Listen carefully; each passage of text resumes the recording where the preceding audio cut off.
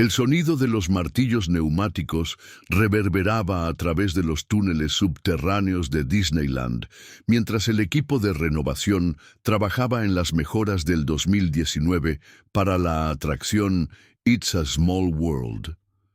Era una mañana típica de octubre cuando el capataz, Miguel Hernández, hizo un descubrimiento que cambiaría para siempre uno de los casos de niños desaparecidos más famosos de California. «¡Oigan! ¡Vengan a ver esto!», gritó Miguel por encima del ruido de la construcción. Sus 20 años de experiencia en renovaciones de Disney le habían enseñado que el parque estaba lleno de sorpresas arquitectónicas, pero lo que había encontrado detrás de una pared de yeso en el área de mantenimiento era completamente inesperado.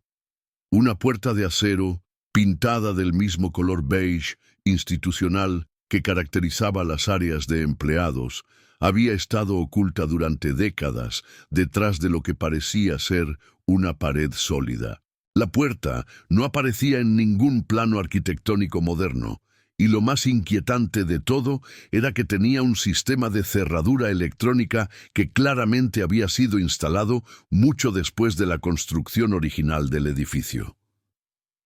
«¿Qué creen que haya ahí dentro?», preguntó Carlos Ramírez, uno de los trabajadores más jóvenes del equipo, mientras examinaba la cerradura digital que mostraba una luz roja intermitente, incluso después de tantos años.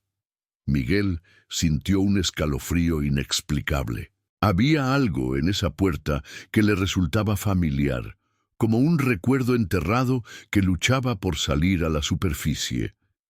Decidió contactar inmediatamente a su supervisor, quien a su vez notificó al Departamento de Seguridad de Disney y, eventualmente, al Departamento de Policía de Anaheim. La detective Esperanza Vega, especialista en casos fríos del Departamento de Policía de Anaheim, fue la primera oficial en llegar al sitio. A sus 45 años, había trabajado cientos de casos, pero el nombre Disneyland en un reporte siempre le traía recuerdos dolorosos de un caso que había definido su carrera 20 años atrás. «Isabela Morales», murmuró la detective Vega mientras examinaba la puerta oculta. No había manera de que esta fuera una coincidencia. El caso de la niña de 7 años que había desaparecido en Disneyland el 2 de noviembre de 1999 había sido el primer caso grande de su carrera como detective junior. Y nunca había podido olvidar esos ojos oscuros y esa sonrisa traviesa que había visto en miles de carteles de niña desaparecida. El 2 de noviembre de 1999 había sido un día perfecto en Disneyland. Las celebraciones del Día de los Muertos habían transformado el parque en una fiesta de colores, música y alegría familiar. La familia Morales había viajado desde Tijuana para celebrar el cumpleaños de Isabela con un viaje especial a Disney, un sueño que habían estado ahorrando para cumplir durante 2 años. Rosa Morales, madre de Isabela, había relatado los eventos de ese día con una precisión dolorosa que solo viene del trauma profundo. La familia había llegado temprano, alrededor de las 8 de la mañana, y se había dirigido directamente a Fantasyland, donde Isabela quería conocer a las princesas de Disney. Isabela estaba tan emocionada, Rosa había dicho durante las interminables entrevistas de 1999, sus ojos llenos de lágrimas que nunca parecían secarse. Llevaba puesto su vestido nuevo, el rosa con flores que habíamos comprado especialmente para este viaje. No paraba de hablar sobre conocer a Bella y la Bestia. La última vez que alguien de la familia Morales había visto a Isabela había sido alrededor de las 2:30 de la tarde, cerca de la atracción It's a Small World. El padre, Roberto Morales, había ido a comprar palomitas. Rosa estaba cambiando el pañal del bebé Carlos en los baños familiares, y la abuela María estaba supuestamente cuidando a Isabela en la zona de espera. Pero cuando Rosa regresó 5 minutos después, encontró a María dormitando en una banca y a Isabela completamente desaparecida. La respuesta de seguridad de Disney había sido inmediata y masiva. En cuestión de minutos, todo el parque había sido puesto en alerta código ámbar, el protocolo más serio para niños desaparecidos. Más de 300 empleados de Disney, 50 oficiales de policía de Anaheim y docenas de agentes del FBI habían peinado cada centímetro del parque durante las siguientes 72 horas. Pero Isabela Morales había desaparecido sin dejar rastro. Ahora, 20 años después, la detective Vega estaba parada frente a una puerta que no debería existir, en el área exacta donde Isabela había sido vista por última vez. Las coincidencias de esta magnitud no existían en el trabajo policial profesional.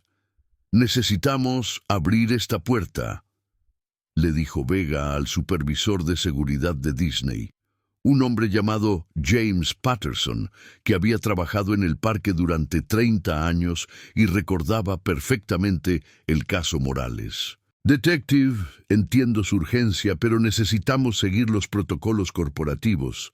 Esta es propiedad privada de Disney y cualquier investigación debe ser coordinada con nuestro departamento legal», respondió Patterson, pero su voz carecía de convicción.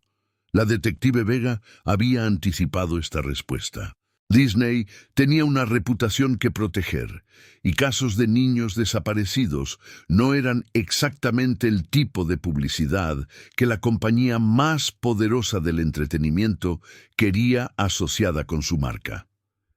«James, puedo conseguir una orden judicial en 2 horas, o podemos trabajar juntos para resolver esto discretamente, pero esa puerta se va a abrir hoy de una manera u otra».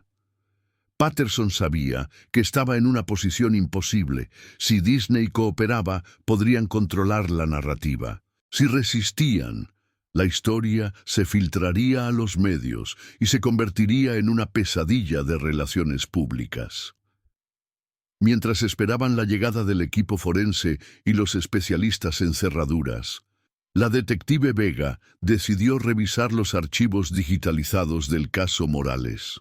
Disney había proporcionado horas de footage de cámaras de seguridad en 1999, pero la tecnología de la época había sido limitada y muchas de las grabaciones habían sido de calidad demasiado pobre para ser útiles. Sin embargo, en 2019, Disney había comenzado un proyecto masivo de digitalización y mejoramiento de sus archivos históricos de seguridad, utilizando inteligencia artificial para mejorar la calidad de las grabaciones antiguas.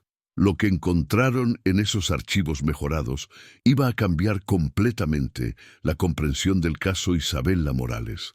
La primera revelación llegó cuando el especialista en tecnología de Disney, Kevin Chen, logró acceder a los archivos digitalizados de las cámaras de seguridad del 2 de noviembre de 1999. Utilizando software de mejoramiento de imagen de última generación, había logrado clarificar imágenes que durante 20 años habían sido consideradas demasiado borrosas para el análisis. «Detective Vega, necesita ver esto», dijo Kevin, ajustando su monitor para que ella pudiera ver claramente. «Hemos logrado mejorar el footage de la cámara de seguridad número 47, la que estaba ubicada cerca de It's a Small World ese día». En la pantalla, la detective Vega pudo ver algo que había sido invisible durante la investigación original. A las 2:34 p.m. del 2 de noviembre de 1999, una figura pequeña vestida con un vestido rosa con flores, indudablemente Isabela Morales, podía verse caminando de la mano con alguien vestido con el uniforme característico de los empleados de mantenimiento de Disney. «¿Pueden mejorar la imagen del adulto?», preguntó Vega, sintiendo que su corazón se aceleraba. Kevin trabajó con el software durante varios minutos, ajustando contraste y definición hasta que la imagen se volvió más clara. Lo que vieron hizo que ambos se quedaran en silencio. El hombre que llevaba a Isabela de la mano no solo llevaba un uniforme auténtico de Disney, sino que también portaba una identificación oficial de empleado claramente visible en su camisa. Más inquietante aún, Isabela no mostraba signos de resistencia o miedo. De hecho, parecía estar caminando voluntariamente con el hombre, como si lo conociera y confiara en él. «Kevin, ¿hacia dónde se dirigen?», preguntó la detective Vega, estudiando la trayectoria que mostraba el video. Kevin siguió el rastro de las cámaras secuencialmente, saltando de una a otra para rastrear el movimiento de Isabela y su acompañante. Lo que descubrieron fue aún más perturbador. En la última imagen clara, tomada por la cámara de seguridad número 52 a las 2:41 p.m., Isabela y el hombre podían verse aproximándose a una pared que, según los planos arquitectónicos de 1999, debería haber sido sólida. Pero en el video, claramente había una abertura, una puerta que no aparecía en ningún plano oficial. «Es la misma área donde encontramos la puerta oculta hoy», murmuró Vega, sintiendo que las piezas de un puzzle de 20 años finalmente comenzaban a encajar. La identificación del empleado en el video era visible, pero no completamente legible, incluso con la tecnología de mejoramiento. Sin embargo, Kevin logró distinguir suficientes números y letras para comenzar una búsqueda en las bases de datos de empleados de Disney de 1999. «El número de empleado comienza con MT47», dijo Kevin, ingresando los datos en el Sistema de Recursos Humanos Histórico de Disney. «Eso correspondería a alguien del Departamento de Mantenimiento Técnico, nivel de seguridad 4. Los resultados de la búsqueda produjeron una lista de 12 empleados que tenían números de identificación que comenzaban con esas letras y números. Pero cuando cruzaron la información con los registros de asistencia del 2 de noviembre de 1999, solo 3 de esos empleados habían estado trabajando ese día. La detective Vega sintió un escalofrío cuando leyó los nombres. Thomas Anderson, Mario Vázquez y David Sullivan. 3 hombres que habían tenido acceso completo a todas las áreas de Disneyland, incluyendo espacios que no aparecían en los planos públicos. «Necesitamos información de antecedentes sobre estos 3 hombres inmediatamente», ordenó Vega. «Y quiero saber exactamente qué tipo de acceso de seguridad tenía cada uno de ellos». Mientras Kevin trabajaba en compilar los archivos de empleados, el equipo forense finalmente había logrado abrir la puerta oculta que había permanecido cerrada durante 20 años. Lo que encontraron al otro lado superó las peores expectativas de todos los presentes. La habitación detrás de la puerta era pequeña, aproximadamente 3 metros por 3 metros, con paredes de concreto sin ventanas, pero no estaba vacía. Contenía elementos que claramente habían estado allí durante décadas. Un escritorio de metal, una silla y, lo más inquietante de todo, un sistema de monitoreo de cámaras de seguridad que claramente había sido instalado de manera no oficial. En las paredes había fotografías, docenas de ellas, de niños en Disneyland. Todas las fotos parecían haber sido tomadas secretamente, mostrando niños jugando, riendo y explorando el parque sin saber que estaban siendo observados. En una esquina del escritorio había un cuaderno con fechas, horarios y lo que parecían ser notas detalladas sobre los movimientos y comportamientos de familias específicas.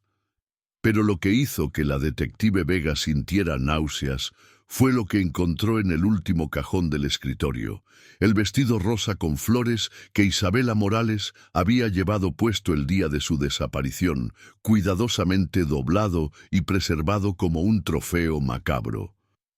«¡Santísimo!», murmuró uno de los técnicos forenses mientras fotografiaba la evidencia. «Este lugar es como un santuario dedicado a vigilar niños». La detective Vega examinó el cuaderno más de cerca y descubrió que las entradas databan desde 1995 hasta 1999, sugiriendo que quien había estado usando esta habitación secreta había estado acechando niños en Disneyland durante al menos 4 años antes de la desaparición de Isabela. Más inquietante aún, encontró entradas específicas sobre la familia Morales que databan de días antes de su visita al parque. Alguien había estado observando y planificando el secuestro de Isabela con semanas de anticipación. 2 de octubre, 1999. Familia Morales. Reservación confirmada para el 2 de noviembre. Niña de 7 años. Pelo oscuro. Padres distraídos con bebé. Objetivo viable para Operación Pequeño Mundo. La entrada estaba escrita en letra de molde cuidadosa, sugiriendo una mentalidad meticulosa y altamente organizada. Esto no había sido un crimen de oportunidad, sino el resultado de una planificación detallada y sistemática. La detective Vega realizó que estaban tratando con algo mucho más siniestro que un simple secuestro. Las evidencias sugerían la existencia de una red organizada que había estado operando dentro de Disneyland, utilizando el acceso de empleados para identificar, acechar y potencialmente secuestrar niños visitantes. Kevin Chen interrumpió sus pensamientos con información que cambiaría completamente la dirección de la investigación. Detective Vega, tengo los antecedentes de los 3 empleados, dijo, con una expresión grave en su rostro. Thomas Anderson murió en un accidente automovilístico en 2003. Mario Vázquez se mudó a México en 2000 y murió de cáncer en 2015. Pero David Sullivan...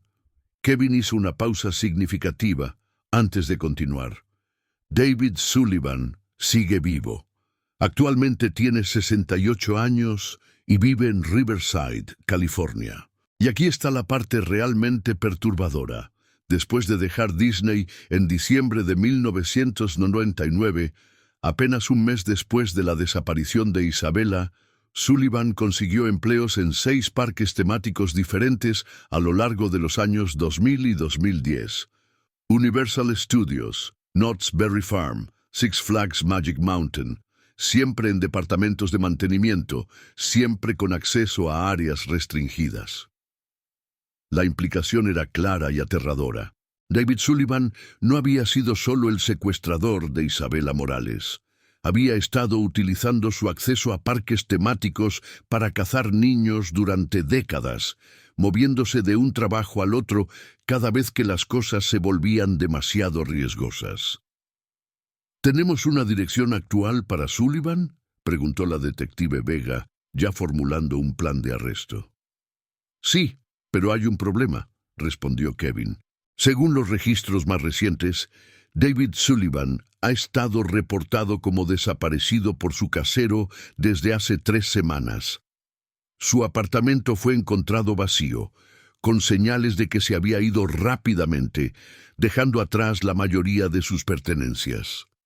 La detective Vega sintió que su estómago se hundía. Después de 20 años, finalmente había identificado al secuestrador de Isabela Morales, solo para descubrir que había desaparecido justo semanas antes de que fuera descubierta la habitación secreta. «Esto no puede ser una coincidencia», murmuró. Sullivan sabía que estábamos cerca. Alguien le advirtió sobre las renovaciones de Disney o ha estado monitoreando el área todos estos años. La investigación había tomado un giro peligroso. No solo estaban tratando con un secuestrador de niños que había estado operando durante décadas, sino con alguien que claramente tenía información interna sobre las operaciones de Disney y posiblemente había estado vigilando sus propias actividades criminales todo este tiempo. Mientras los técnicos forenses continuaban procesando la habitación secreta, la detective Vega tomó una decisión que cambiaría el curso de toda la investigación. «Vamos a hacer esto público», anunció. Vamos a celebrar una conferencia de prensa mañana y vamos a mostrarle al mundo la foto mejorada de David Sullivan con Isabella. Si está escondido en algún lugar, vamos a hacer que sea imposible para él seguir escondiéndose. James Patterson de Disney palideció ante la idea de la publicidad negativa, pero sabía que ya no había manera de mantener el caso en secreto. La descoberta de la habitación oculta y la evidencia del vestido de Isabella iban a convertirse en noticias nacionales, sin importar lo que Disney quisiera.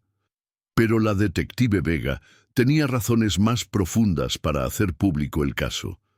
Después de revisar las notas en el cuaderno, había encontrado referencias a otros sitios de observación y sujetos de seguimiento a largo plazo que sugerían que Isabella no había sido la única víctima de Sullivan. Si David Sullivan había estado cazando niños en parques temáticos durante décadas, podría haber docenas de familias que finalmente merecían respuestas sobre sus propios hijos desaparecidos. Esa noche, mientras la detective Vega revisaba todos los archivos del caso en su oficina, no podía dejar de pensar en Isabella Morales, la niña de 7 años con el vestido rosa y flores que había desaparecido en el lugar supuestamente más seguro y feliz del mundo. ¿Dónde había estado durante estos 20 años? ¿Seguía viva? Y si David Sullivan había huido después de décadas de evitar la captura, ¿qué habría hecho con sus víctimas para asegurarse de que nunca pudieran testimoniar contra él?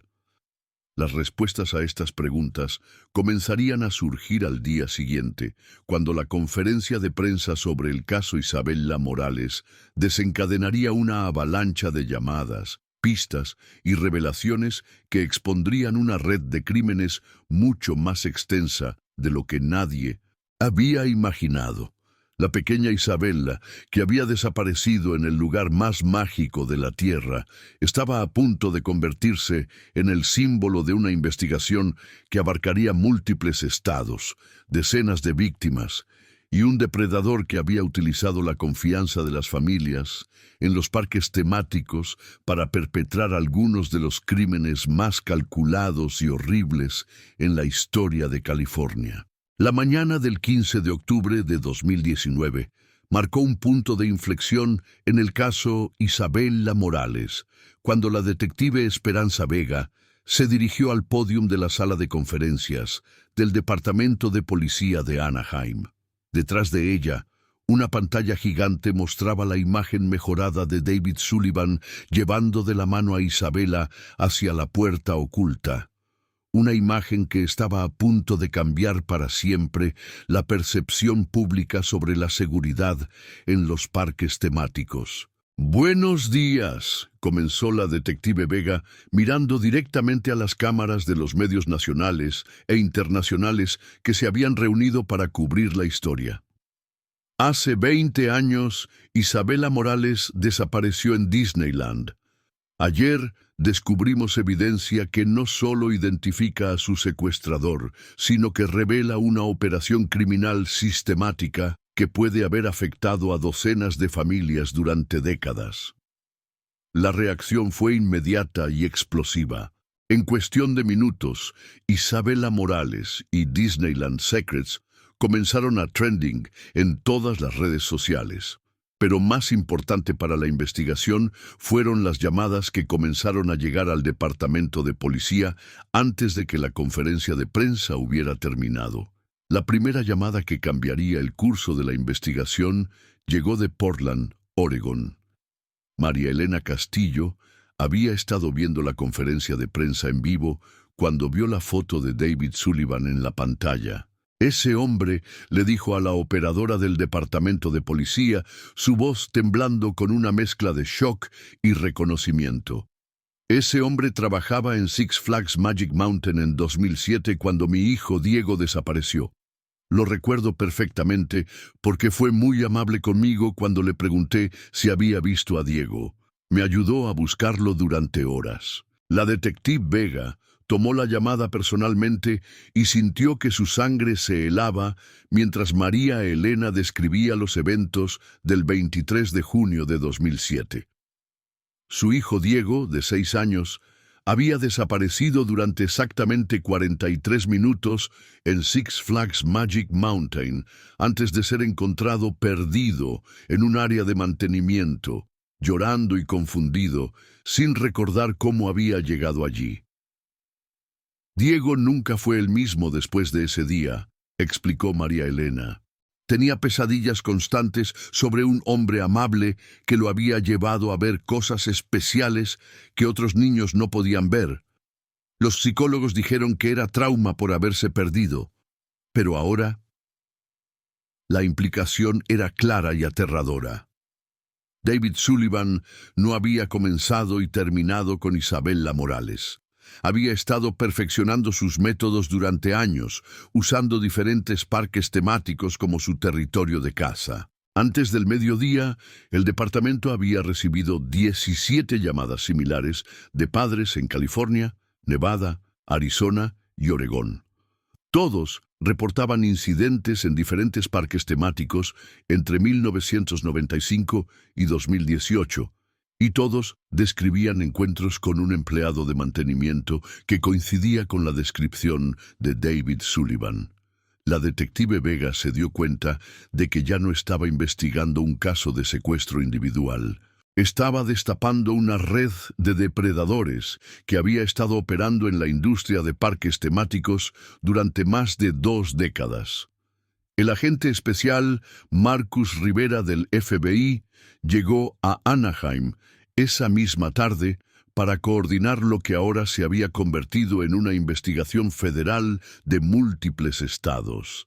Rivera, especialista en crímenes en serie y redes de tráfico de menores, había visto casos similares, pero nunca con este nivel de sofisticación y acceso institucional. Detective Vega, dijo Rivera mientras revisaba los archivos que se habían acumulado en solo unas horas.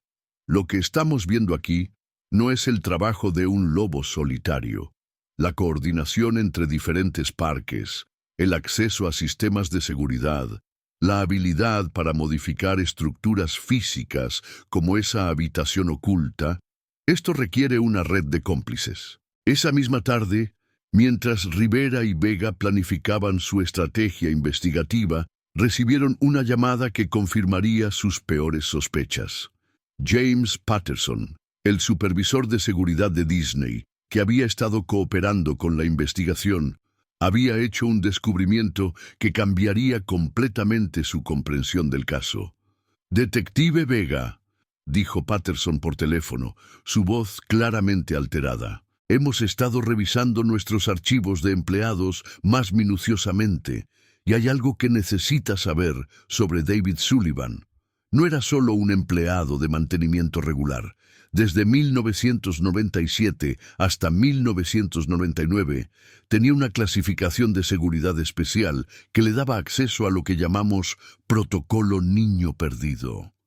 La detective Vega sintió que su corazón se detenía. «¿Qué significa eso exactamente, James?» «Significa que Sullivan tenía autorización para acceder a cualquier área del parque durante emergencias de niños perdidos. Podía entrar a áreas restringidas, usar túneles de servicio y, lo más importante, tenía la autoridad para tomar custodia temporal de niños perdidos hasta que llegara la seguridad principal». La revelación era devastadora en sus implicaciones. David Sullivan no había estado burlando el sistema de seguridad de Disney, había estado utilizándolo.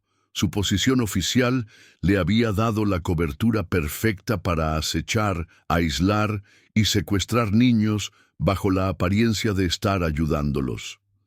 «James, necesito una lista completa de todos los empleados que han tenido acceso al protocolo Niño Perdido desde 1995 hasta ahora.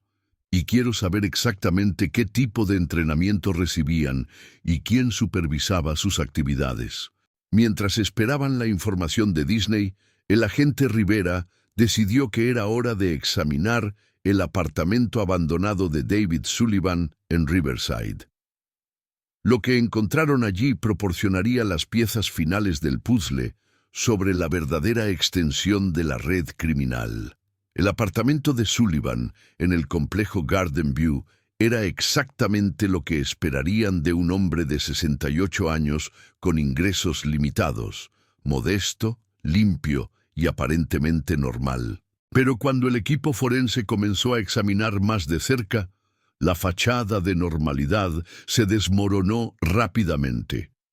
En el dormitorio principal, oculto detrás de un panel falso en la pared, encontraron lo que solo podía describirse como un archivo de una operación de inteligencia criminal. Cientos de fotografías de niños en diferentes parques temáticos, organizadas por fecha, ubicación, y lo que parecían ser códigos de clasificación. Pero lo más inquietante era un cuaderno de direcciones que contenía nombres, números telefónicos y direcciones de personas en 12 estados diferentes.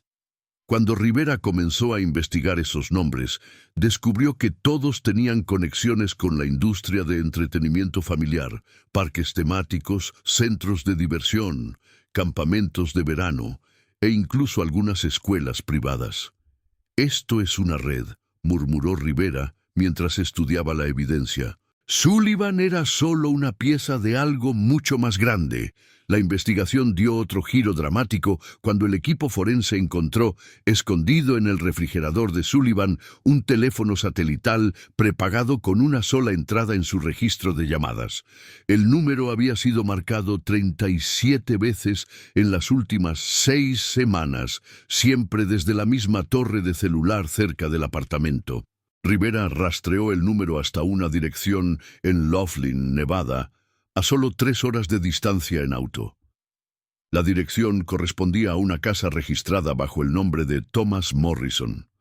Pero una verificación rápida de antecedentes reveló que Thomas Morrison había muerto en 1987.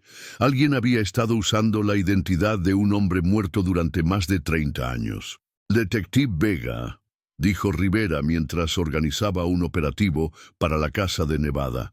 «Creo que Sullivan no huyó por accidente. Creo que alguien lo movió como parte de un protocolo de emergencia.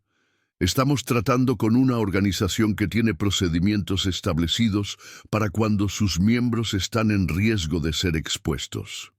El operativo en Laughlin, Nevada, se realizó al amanecer del 17 de octubre.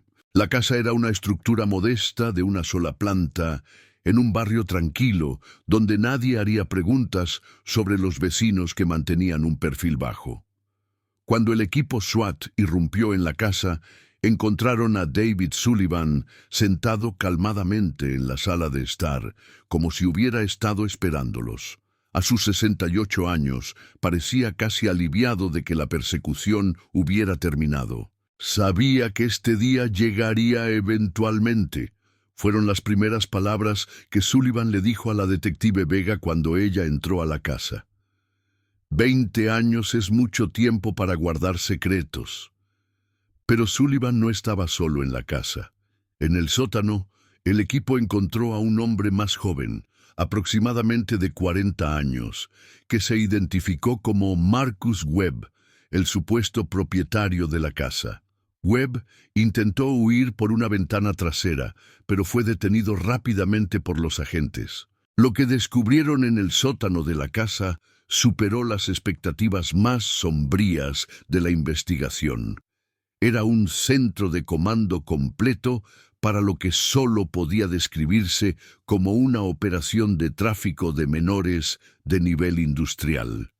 Las paredes estaban cubiertas con monitores que mostraban feeds en vivo de cámaras de seguridad de al menos 8 parques temáticos diferentes. Había computadoras con bases de datos detalladas de más de 1000 familias que habían visitado estos parques, incluyendo información sobre sus horarios, patrones de comportamiento y vulnerabilidades específicas. Pero lo más perturbador de todo era una pizarra blanca que mostraba lo que claramente era un calendario operativo. fechas, nombres de niños y códigos que correspondían a diferentes ubicaciones y clientes estaban organizados meticulosamente para los próximos 6 meses. «Dios mío», murmuró la detective Vega mientras estudiaba la pizarra. «Esto no es solo secuestro, es un negocio». Durante el interrogatorio inicial, Marcus Webb se quebró rápidamente bajo presión y comenzó a revelar los detalles de lo que llamaban la Red del Parque. La organización había estado operando desde principios de los años 1990, utilizando empleados colocados estratégicamente en parques temáticos para identificar y secuestrar niños para varios propósitos. No todos los niños eran para lo mismo, explicó Webb, claramente desesperado por cooperar a cambio de una sentencia más leve. Algunos eran para adopciones ilegales para familias ricas que no podían adoptar legalmente. Otros eran para otros propósitos, y algunos, como Isabela, eran especiales. «¿Qué quieres decir con especiales?», preguntó el agente Rivera. Webb miró nerviosamente a Sullivan antes de responder. Isabela no era para un cliente regular, era para el coleccionista. La detective Vega sintió un escalofrío familiar. «¿Quién es el coleccionista?» «No sabemos su nombre real», continuó Webb. «Es el jefe de toda la operación. Tiene casas en diferentes países y colecciona niños específicos que cumplen con criterios muy particulares. Isabela era perfecta para él, inteligente, bonita, de una familia que no tendría recursos para una búsqueda internacional prolongada. La revelación de que Isabela había sido específicamente seleccionada y entregada a un traficante internacional cambió completamente el alcance de la investigación.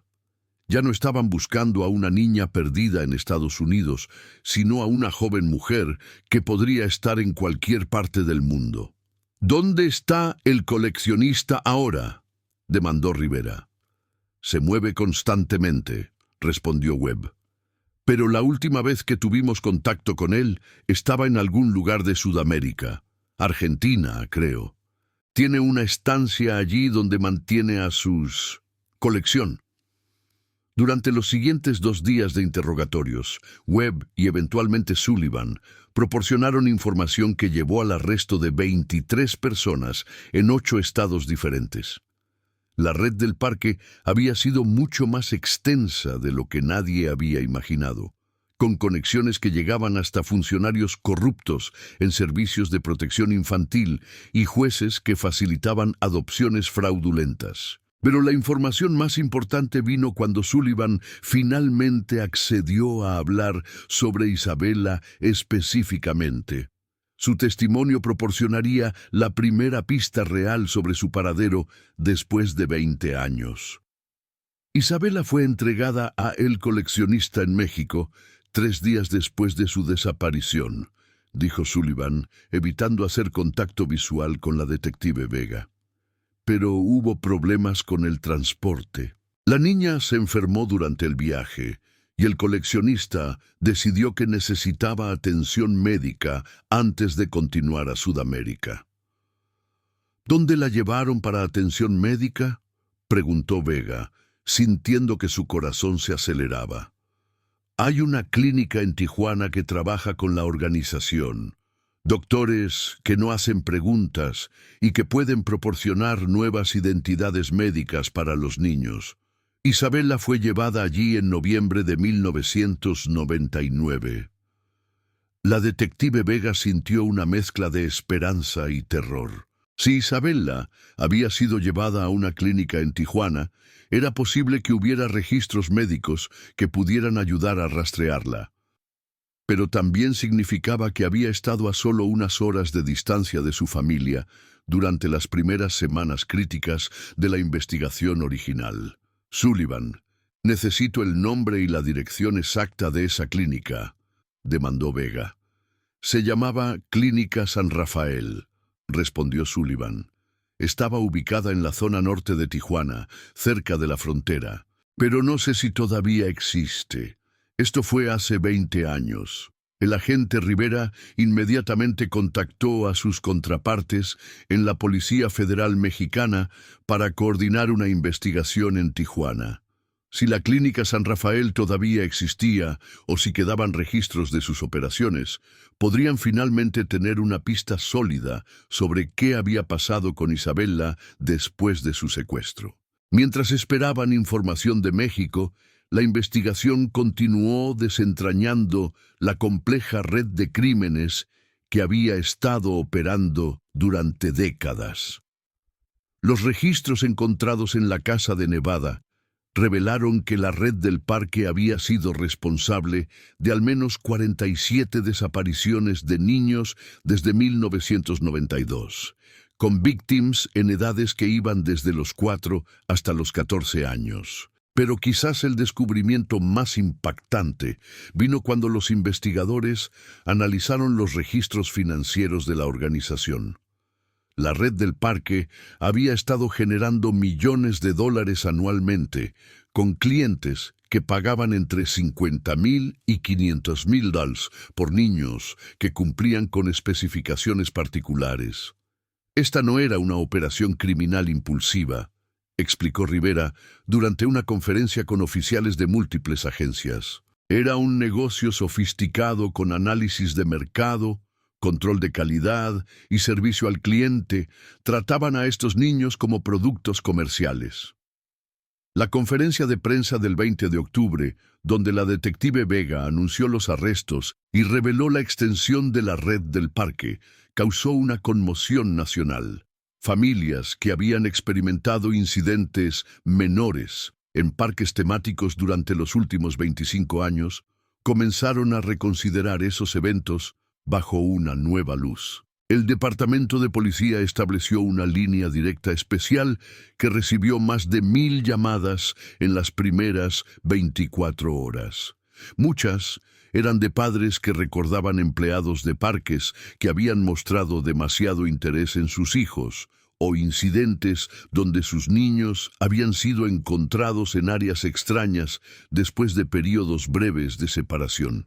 Pero la llamada más importante llegó el 21 de octubre desde una fuente completamente inesperada. Una mujer que se identificó como doctora Carmen Ruiz llamó desde Tijuana, México, después de ver la cobertura de noticias sobre el caso Isabela Morales. «Detective Vega», dijo la doctora Ruiz, su voz teñida con una mezcla de nerviosismo y determinación. «Creo que tengo información sobre la niña que están buscando. Hace 20 años trabajaba como pediatra en la Clínica San Rafael. Recuerdo a una niña estadounidense que fue traída allí en noviembre de 1999.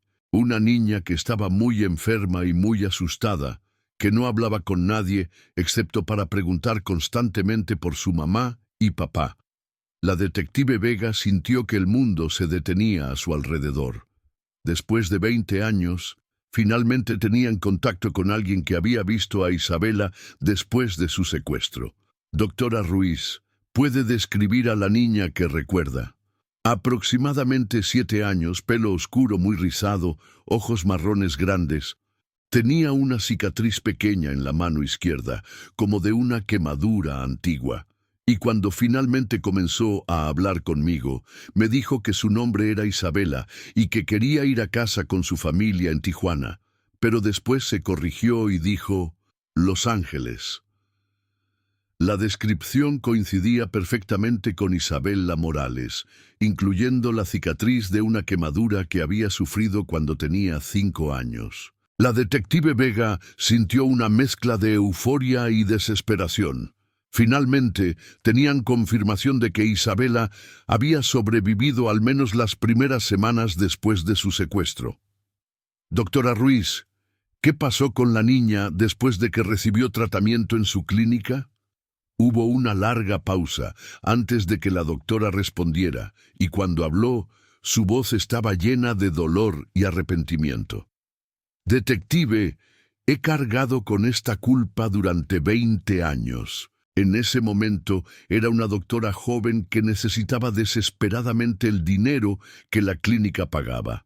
No hice las preguntas que debería haber hecho sobre de dónde venían estos niños. Simplemente los traté y traté de no pensar en el resto. Doctora Ruiz, no estamos aquí para juzgar el pasado. Solo necesitamos saber qué pasó con Isabela.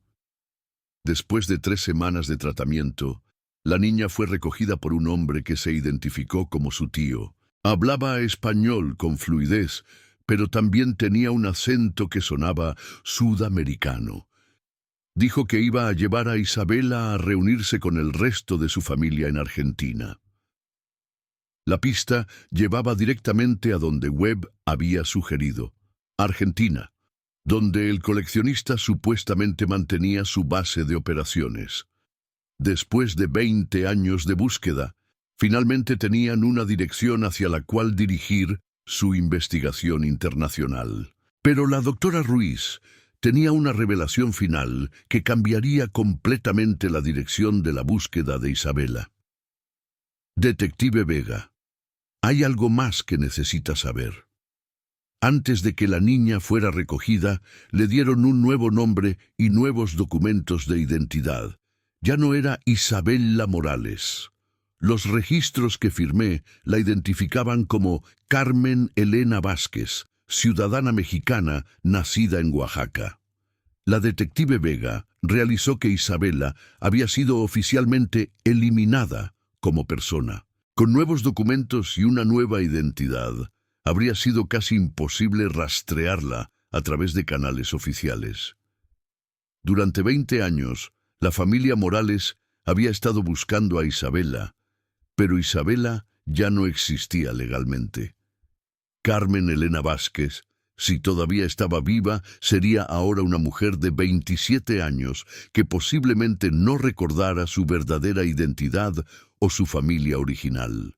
El proceso de encontrarla y potencialmente reunirla con sus padres iba a requerir una operación internacional que haría que todo lo que habían hecho hasta ahora pareciera simple en comparación. Mientras el capítulo 2 de la investigación llegaba a su conclusión, la detective Vega se enfrentaba a la realización de que resolver el caso Isabela Morales había sido solo el comienzo. Ahora tenían que encontrar a una mujer adulta en algún lugar de Sudamérica que podría no saber que cientos de personas la habían estado buscando durante 2 décadas. La niña que había desaparecido en Disneyland se había convertido en el símbolo de una red criminal internacional, pero más importante, se había convertido en la esperanza de que incluso después de 20 años, las familias separadas por el crimen organizado podían ser reunidas. El próximo capítulo de la búsqueda de Isabela llevaría a los investigadores a través de fronteras internacionales, dentro de los elementos más oscuros del crimen organizado global, y finalmente hacia un encuentro que ninguno de ellos podía haber anticipado. 3 semanas después de la revelación de la doctora Carmen Ruiz, la detective Esperanza Vega se encontraba en el Aeropuerto Internacional de Buenos Aires, Argentina, llevando consigo una carpeta que contenía 20 años de esperanza, dolor y determinación. La búsqueda de Isabela Morales había evolucionado de un caso de niña perdida local a una operación internacional que involucrará a Interpol, el FBI y las fuerzas policiales de 3 países. El agente especial Marcus Rivera la acompañaba junto con la comisaria Elena Santos de la Policía Federal Argentina, una especialista en tráfico internacional de menores que había estado rastreando la red de El Coleccionista durante más de 5 años desde su base en Buenos Aires. Detective Vega, dijo la comisaria Santos mientras se dirigían hacia el centro de comando que había sido establecido en la embajada estadounidense. Hemos estado observando las propiedades conocidas de El Coleccionista durante las últimas 2 semanas. Creemos que hemos identificado la estancia donde mantiene a las víctimas a largo plazo. La propiedad en cuestión era una estancia de 5.000 hectáreas en la provincia de Córdoba, oficialmente registrada como un rancho ganadero bajo el nombre de Estancia Nueva Esperanza. Pero la inteligencia satelital había revelado construcciones que no coincidían con operaciones agrícolas normales, edificios residenciales múltiples, sistemas de seguridad avanzados y lo que parecían ser instalaciones educativas privadas. Según nuestros informantes, continuó Santos, el coleccionista mantiene aproximadamente 20 mujeres jóvenes en la estancia, todas entre los 20 y 30 años de edad. Oficialmente son presentadas como empleadas del rancho, pero creemos que todas fueron secuestradas cuando eran niñas y han sido condicionadas psicológicamente para considerar la estancia como su hogar. La detective Vega sintió una mezcla de esperanza y horror. Isabella podría estar finalmente al alcance después de 2 décadas, pero las implicaciones de lo que había experimentado durante esos años eran devastadoras de contemplar. La operación, denominada Operación Regreso a Casa, fue planificada con precisión militar. El elemento sorpresa era crucial, ya que la inteligencia sugería que el coleccionista tenía protocolos establecidos para eliminar evidencia, incluyendo víctimas, si se sentía amenazado por las autoridades. La madrugada del 12 de noviembre de 2019, 3 equipos de fuerzas especiales argentinas, acompañados por agentes de Interpol y el FBI, convergieron simultáneamente en la estancia Nueva Esperanza desde diferentes direcciones. La detective Vega formaba parte del equipo que se dirigía hacia los edificios residenciales, donde esperaban encontrar a las víctimas de larga duración. El hombre conocido como el coleccionista resultó ser Eduardo Villalobos, un empresario argentino de 62 años que había construido una fortuna en el negocio de exportación antes de diversificarse hacia actividades más siniestras. Cuando los agentes irrumpieron en su oficina principal, lo encontraron calmadamente quemando documentos, como si hubiera estado esperando este día durante años. «Señores», dijo Villalobos en perfecto inglés mientras los agentes lo esposaban, «espero que entiendan que estas jóvenes han sido felices aquí. Este es su hogar. Ustedes son los intrusos que van a destruir las vidas que hemos construido juntos». Pero fue en el edificio residencial donde la detective Vega hizo el descubrimiento que había estado esperando durante 20 años. La estructura contenía 20 apartamentos individuales, cada uno decorado como una suite de hotel de lujo, pero con cerraduras que solo podían abrirse desde afuera.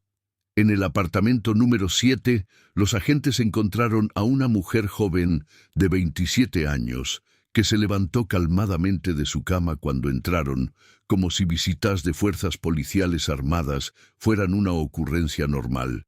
«Buenos días», dijo la mujer en español con un ligero acento porteño. «¿Puedo preguntarles qué están buscando aquí? El señor Eduardo no me dijo que esperáramos visitas». La detective Vega estudió cuidadosamente el rostro de la mujer. Los ojos marrones grandes, la estructura facial, la pequeña cicatriz en la mano izquierda.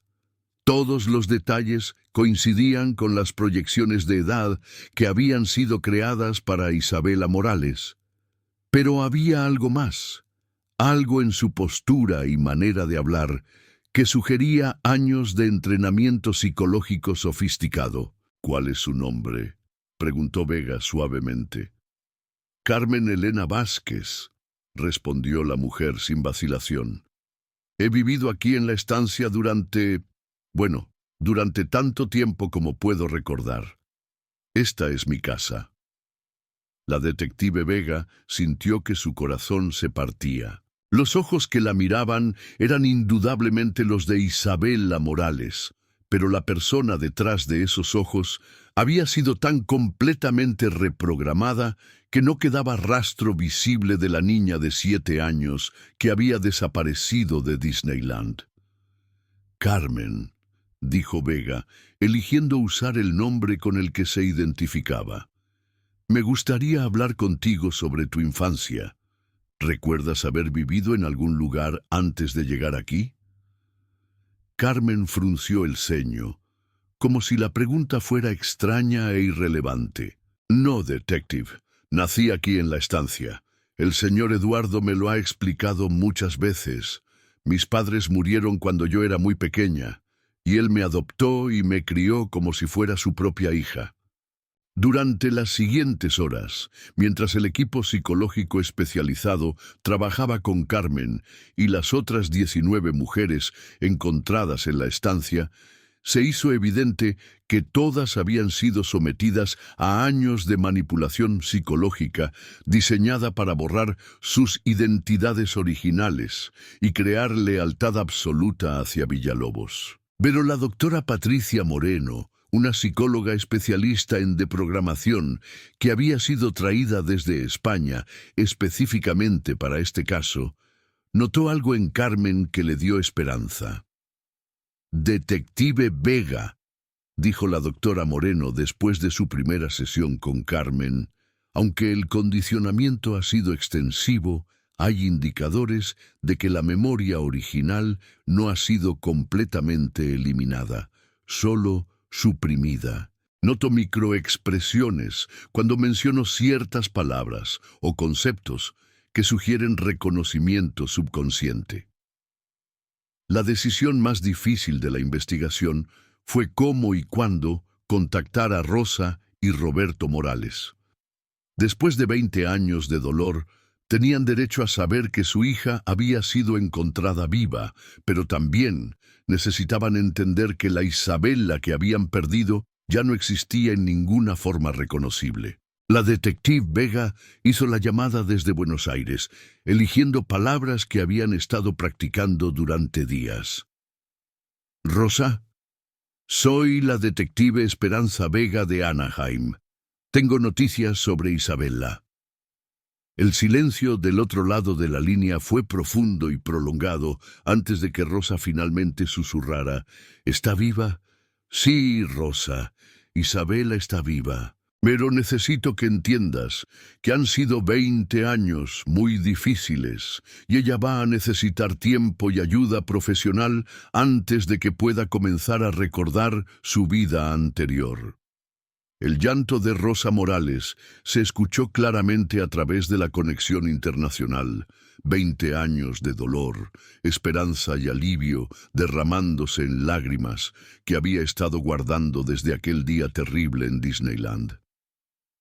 Roberto Morales tomó el teléfono con manos temblorosas. «Detective Vega, ¿cuándo podemos verla? ¿Cuándo puede venir a casa?»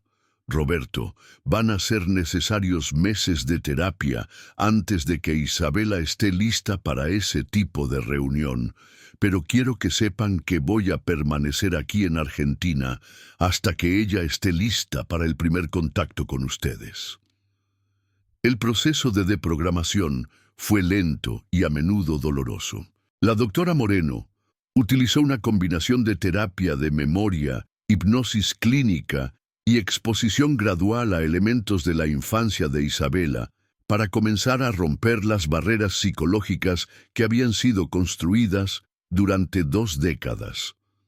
El primer gran avance llegó después de 3 semanas, cuando la doctora Moreno le mostró a Carmen una fotografía de la familia Morales, tomada en Disneyland el día antes de que Isabela desapareciera.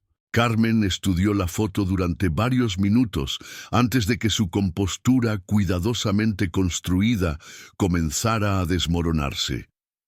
«Esa niña», murmuró Carmen, tocando la imagen de Isabela en la foto, «se parece a mí cuando era pequeña, pero eso es imposible.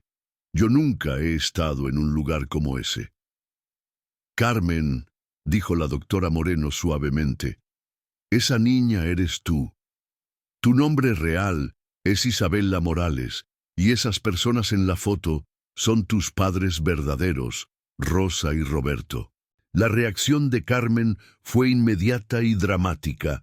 Comenzó a hiperventilar, sus manos temblaron incontrolablemente y por primera vez desde que los agentes la habían encontrado, mostró emociones genuinas e incontroladas. «No, no, no», repetía mientras miraba la foto. El señor Eduardo me dijo que mis padres habían muerto.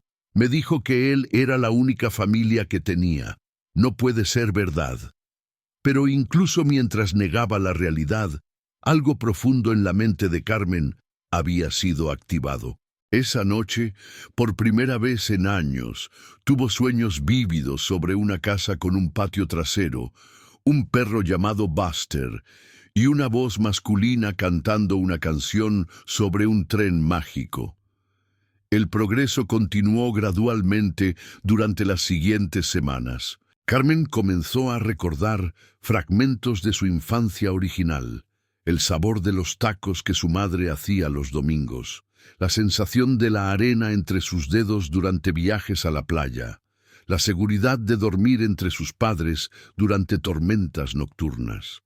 Pero quizás el momento más emotivo llegó cuando la doctora Moreno le pidió a Carmen que cantara cualquier canción que recordara de su infancia. Sin saber por qué, Carmen comenzó a tararear una melodía que no había pensado en décadas. La canción sobre el tren mágico que su padre Roberto había creado específicamente para ella y que había cantado cada noche antes de dormir. Fue entonces que Carmen finalmente comenzó a aceptar que Isabela Morales no era solo un nombre en documentos policiales, sino que era su verdadera identidad, que había sido robada cuando era una niña. El día de la primera videollamada entre Carmen e Isabela y sus padres fue cuidadosamente coordinado por el equipo psicológico. Rosa y Roberto Morales se encontraban en el consulto de un terapeuta en Los Ángeles, mientras Carmen estaba en una clínica especializada en Buenos Aires, con la doctora Moreno a su lado para apoyo. Cuando la conexión de video se estableció y Carmen vio por primera vez en 20 años los rostros de sus padres, la transformación fue inmediata.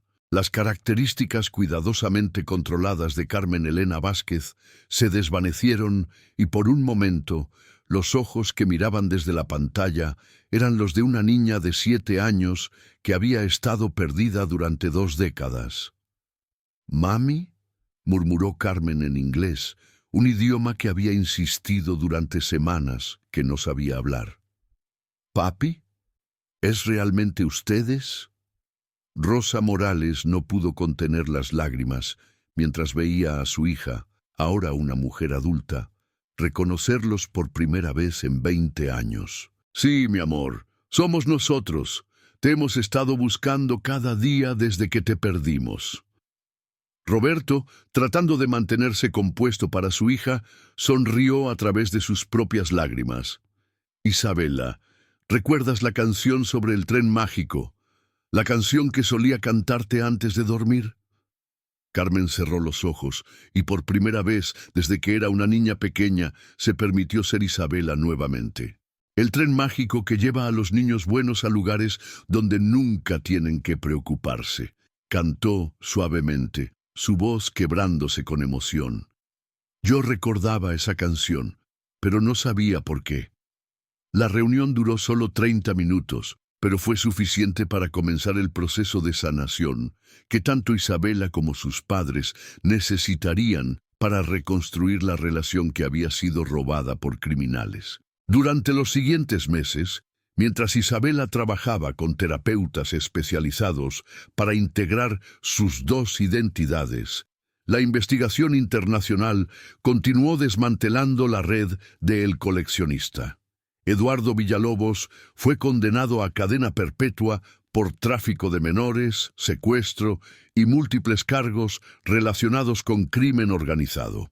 Las otras 19 mujeres encontradas en la estancia fueron todas identificadas como víctimas de secuestros que databan desde los años 1990 hasta 2015.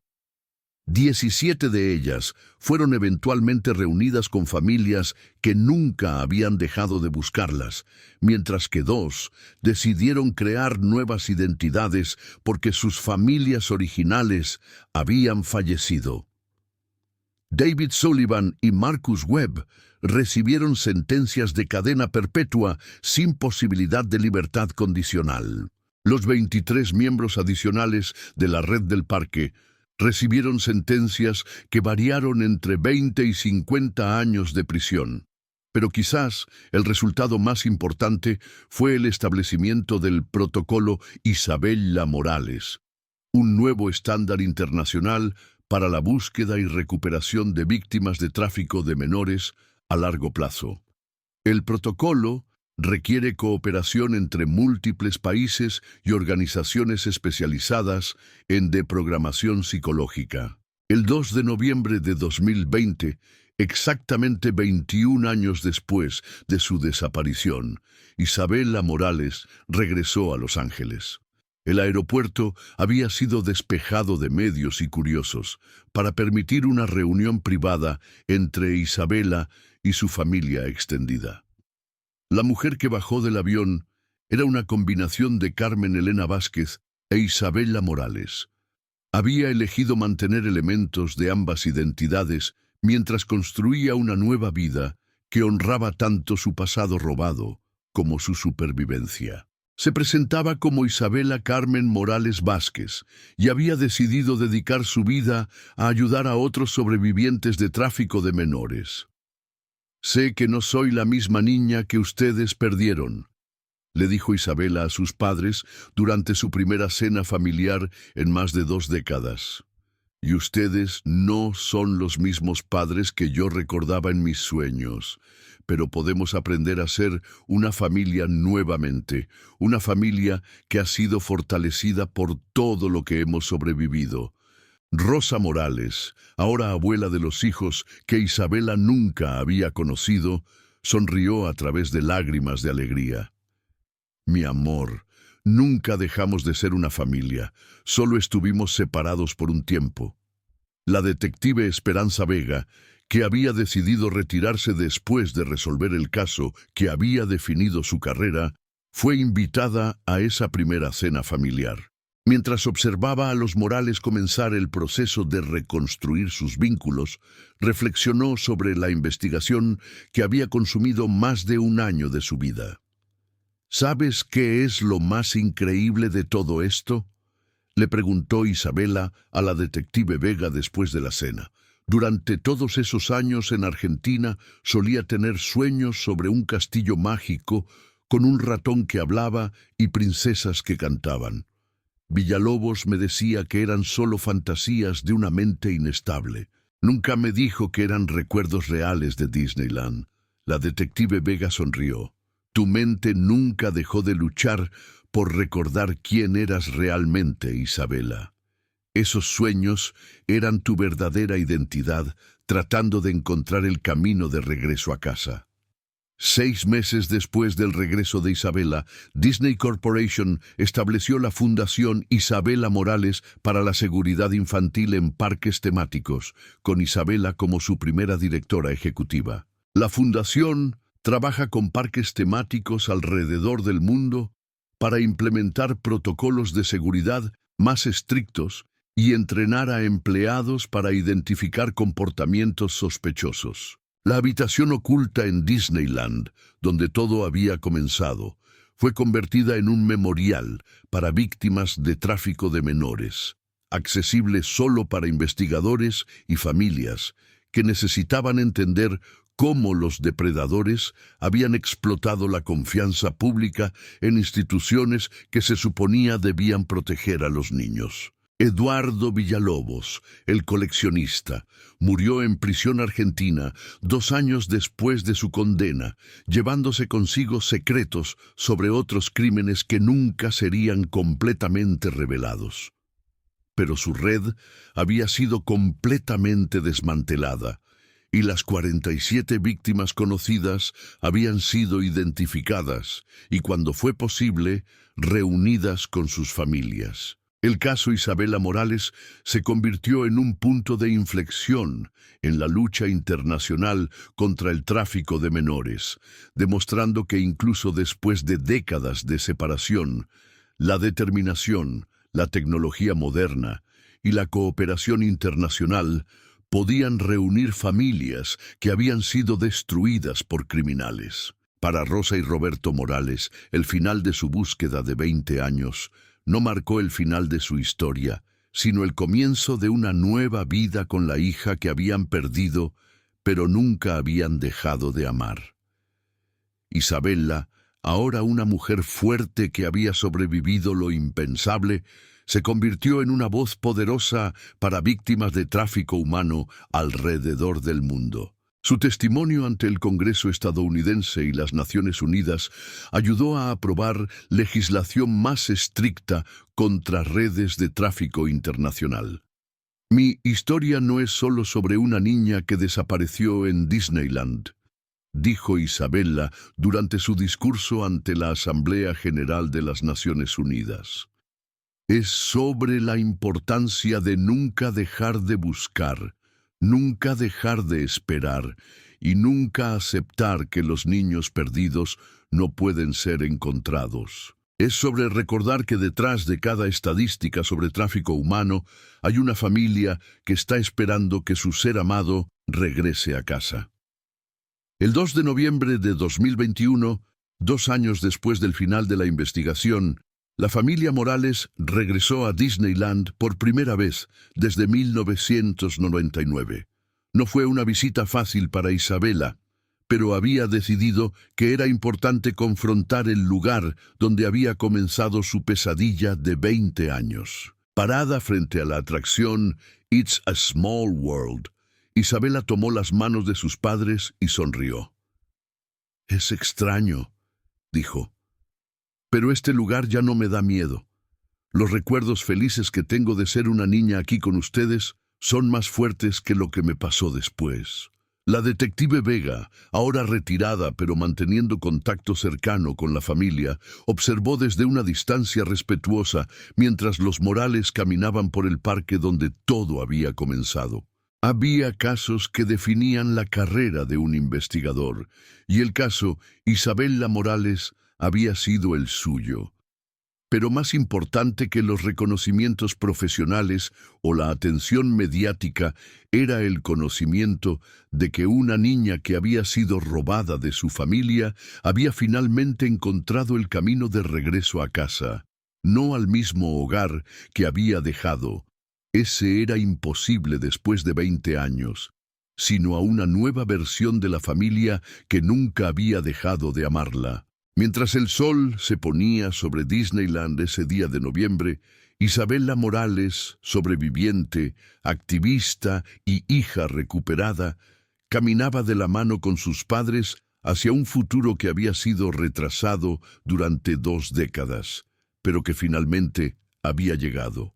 La niña que había desaparecido detrás de una puerta oculta había encontrado su camino de regreso a la luz, y en su historia, docenas de otras familias habían encontrado esperanza de que el amor verdadero y la determinación implacable pueden superar incluso los crímenes más calculados y crueles. El misterio de Isabella Morales había sido resuelto, pero más importante, una familia había sido sanada y un mundo había sido hecho un poco más seguro para todos los niños que sueñan con días mágicos en lugares que deberían protegerlos, no ponerlos en peligro. En su última entrada en el archivo oficial del caso, la detective Vega escribió: «Caso cerrado, víctima recuperada, familia reunida, justicia servida, pero más que todo, esperanza restaurada».